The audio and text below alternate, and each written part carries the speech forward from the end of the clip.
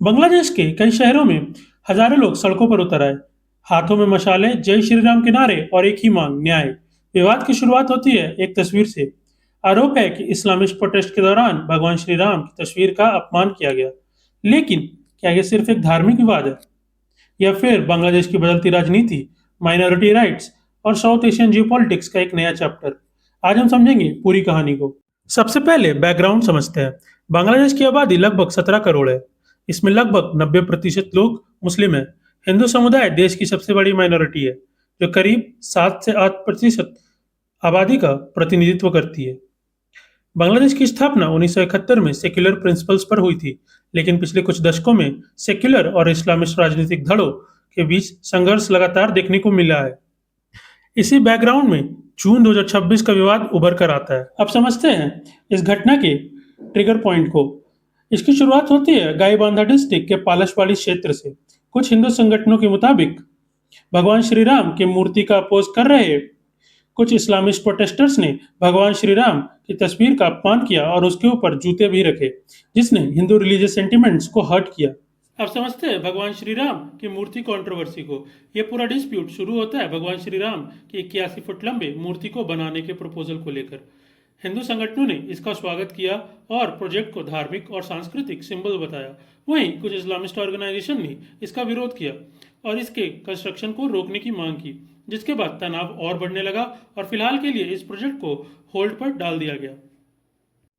जल्दी विरोध प्रदर्शन गाईबांधा तक सीमित नहीं रहे। राजधानी ढाका सहित कई शहरों में रैलीज निकाली गई, टॉर्च लाइट मार्चेस हुए, ह्यूमन चेन्स बनाए गए।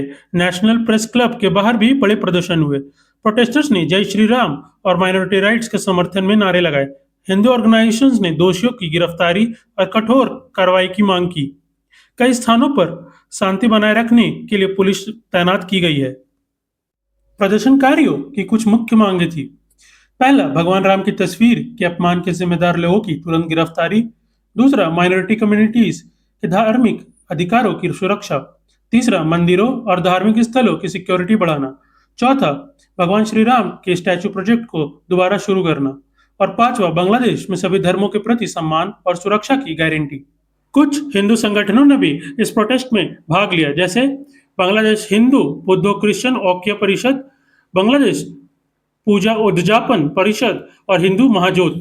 रिपोर्ट्स के मुताबिक पुलिस ने केस दर्ज कर लिया है, लेकिन हिंदू ग्रुप्स का कहना है कि अभी तक एक भी अरेस्ट नहीं किया गया है। अथॉरिटीज ने कम्युनल वायलेंस को रोकने के लिए डेमोन्स्ट्रेशंस की मॉनिटरिंग और भी बढ़ा दी है।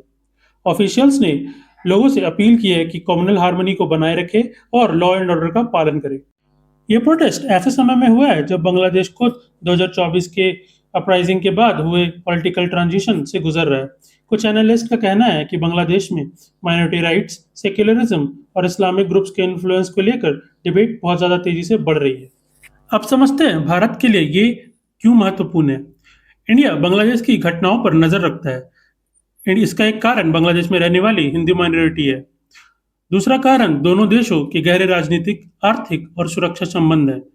अगर बांग्लादेश में सांप्रदायिक तनाव बढ़ता है तो इसका प्रभाव बॉर्डर सिक्योरिटी और बायलैटरल रिलेशंस पर भी पड़ सकता है। इसलिए नई दिल्ली आमतौर पर माइनॉरिटी सेफ्टी और रीजनल स्टेबिलिटी से जुड़े डेवलपमेंट्स को गौर से देखता है। ये प्रोटेस्ट सिर्फ एक तस्वीर या एक मूर्ति का विवाद नहीं है।